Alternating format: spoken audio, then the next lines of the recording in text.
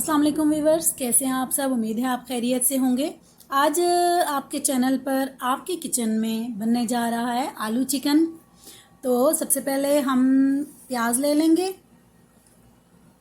हमने प्याज फ्राई किया हुआ ही फ्रिज में रखा हुआ था, फ्रीज़र में, तो हमने वही ले लिया है। तो अभी हमने इसके अंदर थोड़ा सा अदरक लहसुन शामिल किया, वो भी फ्रोज़न ही था। आपको हम पहले भी बता चुके हैं, हम फ्रोज़न करके रखते हैं। अभी हमने इसको थोड़ा सा भून लिया, तो अब भून कर इसमें अब चिकन को रख देंगे जो कि फ्रोज़न है, और उसके खुलने का वेट करेंगे।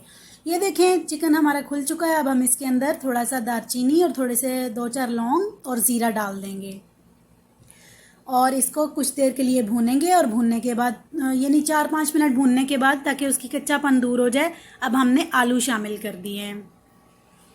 आलू शामिल करके भी हम इसको भूनेंगे और थोड़ा सा पकने के बाद हम इसमें टमाटर शामिल कर देंगे।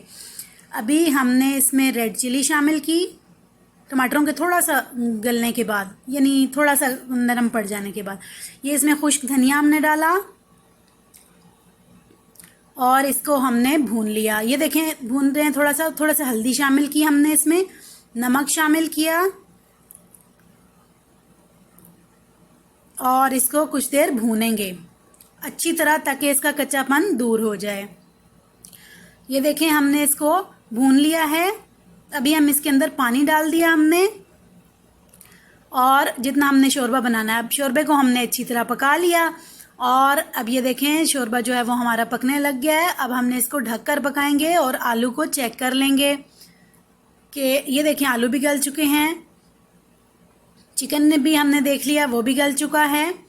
तो अब हम इसको कुछ देर के लिए और ढककर पकाएंगे ताकि ऑयल सेपरेट हो जाए, और साथ ही हम इसके ऊपर डाल देंगे थोड़ा सा हरा धनिया, जो कि हमारे पास फ्रोज़न है। अगेन बता दें, आपको पहले भी बता चुके हैं कई वीडियोस में।